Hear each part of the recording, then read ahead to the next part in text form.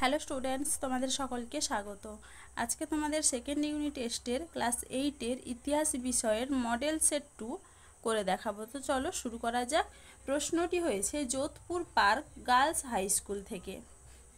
একের দিকে কি আছে, সঠিক উত্তরটি বেছে নিয়ে লেখো। বাংলায় ইজারাদারি ব্যবস্থা চালু করেন অপশান এ ওয়ারেন হেস্টিংস।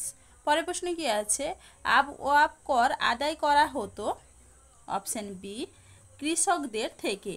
পরের প্রশ্ন কি আছে, দ্বিতীয় ইঙ্গ ব্রহ্মযুদ্ধের সময় বার্মার রাজধানী ছিল অপশান এ রেঙ্গুন। চলো এবারে পরের প্রশ্ন কি আছে, কন্যা শিশু ভাসিয়ে দেওয়ার প্রথা নিষিদ্ধ হয় অপশান বি 1803 খ্রিস্টাব্দে। পরের প্রশ্ন কি আছে, সত্যশোধক সমাজ প্রতিষ্ঠা করেন অপশান বি জ্যোতিরাও ফুলে। পরের প্রশ্ন কি আছে, ভারতীয়দের ব্রিটিশ বিরোধী কার্যকলাপ বন্ধ করতে দেশীয় মুদ্রণ আইন জারি করেন অপশান সি লর্ড রিপন। পরের প্রশ্ন কি আছে, দাদাভাই নৌরোজি পেশায় ছিলেন অপশান বি ব্যবসায়ী। পরের প্রশ্ন কি আছে, হিন্দু মেলার প্রতিষ্ঠাতা ছিলেন অপশান বি নবগোপাল মিত্র। পরের প্রশ্ন দেখে নি, দাদন প্রথা যুক্ত ছিল অপশান সি নীল চাষের সঙ্গে। পরের প্রশ্ন কি আছে, ইস্ট ইন্ডিয়া কোম্পানির একচেটিয়া বাণিজ্যিক অধিকার লুপ্ত হয় অপশান বি 1823 খ্রিস্টাব্দে। চলো এবারে দুইয়ের দাগে দেখে নিই। শূন্যস্থান পূরণ করো।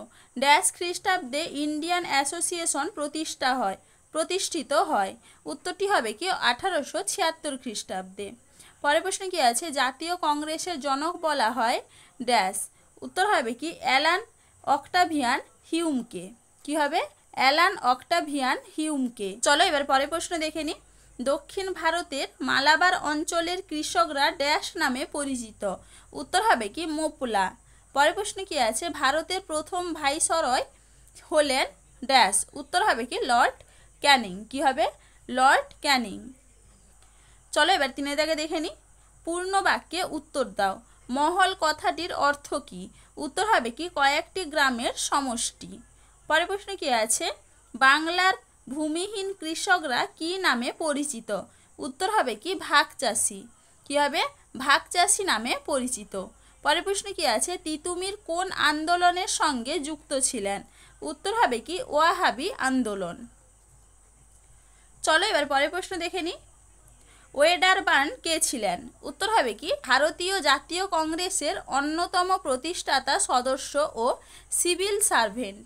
কি হবে, ভারতীয় জাতীয় কংগ্রেসে অন্যতম প্রতিষ্ঠাতা সদস্য ও সিভিল সার্ভেন্ট। পরের প্রশ্ন কি আছে, সিপাহী বিদ্রোহের সময় ভারতের সম্রাট কে ছিলেন? উত্তর হবে কি দ্বিতীয় বাহাদুর শাহ। পরের প্রশ্ন কি আছে, রেলপথের জনক কাকে বলা হয়? উত্তর হবে কি লর্ড ডালহৌসিকে। কি হবে, লর্ড ডালহৌসি। চলো এবার চারিদিকে দেখে নিই। 2 থেকে 3টি বাক্যে উত্তর দাও। সূর্যাস্ত আইন কি? এটা তোমাদের রায়মার্টিন সহায়িকায় 119 নম্বর পেজে 14 নম্বর প্রশ্নের উত্তর দেখবে, সেখান থেকে তোমরা পেয়ে যাবে। পরের প্রশ্ন কি আছে, ইয়ং বেঙ্গল কাদের বলা হতো? এটাও তোমাদের রায়মার্টিন সহায়িকায় 163 নম্বর পেজে 21 নম্বর প্রশ্নের উত্তর দেখবে, সেখান থেকে তোমরা পেয়ে যাবে। চলো এবার পরের প্রশ্ন কি আছে, কত খ্রিস্টাব্দে এবং কোথায় জাতীয় কংগ্রেস প্রতিষ্ঠিত হয়? এটা তোমাদের রায়মার্টিন সহায়িকায় 190 পেজে 8 নম্বর প্রশ্নের উত্তর দেখবে, সেখান থেকে তোমরা একটু ভালো করে পড়ে নিবে। চলো এবার পরের প্রশ্ন কি আছে, দাক্ষিণাত্য হাঙ্গামা কি? দেখো এখানে আমি প্রশ্নটির উত্তর কত নম্বর পেজে কত নম্বর প্রশ্নে আছে সেটা আমি লিখে দিয়েছি, তোমরা একটু দেখে নাও।